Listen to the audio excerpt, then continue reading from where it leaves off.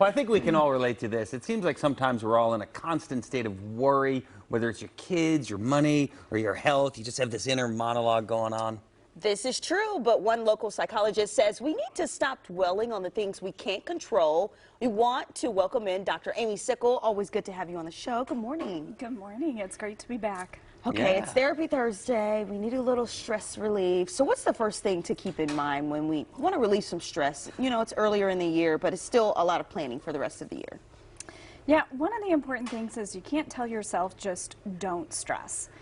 You have to instead intentionally think about other things to do. So if I were to tell you don't think about a pink elephant, Right. what would you be thinking about? The pink elephant. Yeah. Instead, we have to think about something different, say a purple giraffe, and now my mind is directed that way. And the same thing is true with stress. Okay. Interesting. And like I've heard before, Dr. Sickel, that like our residual anxiety and the stress we feel about deadlines and bills and stuff, it's like hardwired into our DNA from when we were like cavemen. But instead of like saber-toothed tigers, you know, we've transferred it. What I'm trying to say is the fear we feel isn't commensurate with the threat that exists. Yeah, well, and we want to prevent bad things from happening. So we are hardwired to begin anticipating things, and instead we have to begin believing in what we can do and how to manage it and how to prevent some of those hard things. Interesting. Gotcha. Yeah. And what's the difference between stress, worry, and rumination?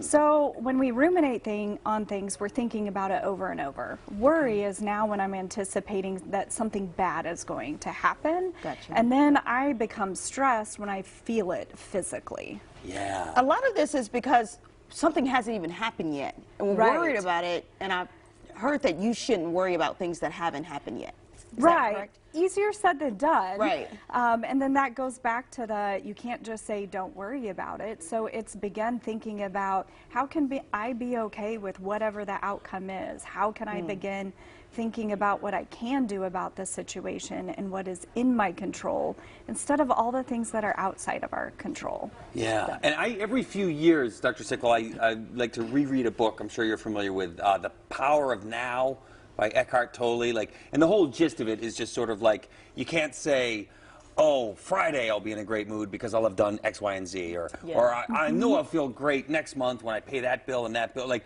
the whole thing is like, no, just be in the now. Be happy right now. It's all you have. Yeah, and that's where we can really only think about one thing at a time. So if I'm thinking about the future, then I'm not present in the moment. And so I have to ground myself in the now.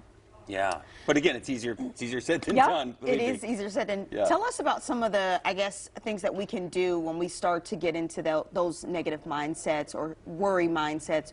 What can you do just immediately in that moment, just to be present, like Pat was mentioning? Yeah, so ground yourself in the now. And I like to use our five senses. So if I am listening and paying attention to something now, whether it's a good song or the sound of the basketball hitting the rim and falling out, or if I pay attention to a smell or the way something feels, that grounds me in the moment now. The other part is don't take yourself too seriously. Yeah. How do you begin to just laugh and realize what are the real long-term effects of this and be okay to laugh? The other one is being okay with uncertainty. So many times we want to have it all figured out, but we have to be okay in saying, I don't know, and I'm going to be okay not knowing.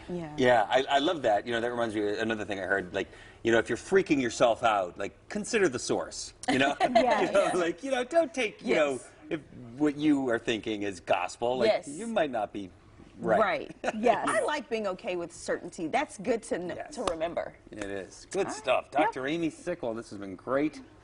Yeah. We all feel a little relieved. Thank you for coming on. Absolutely.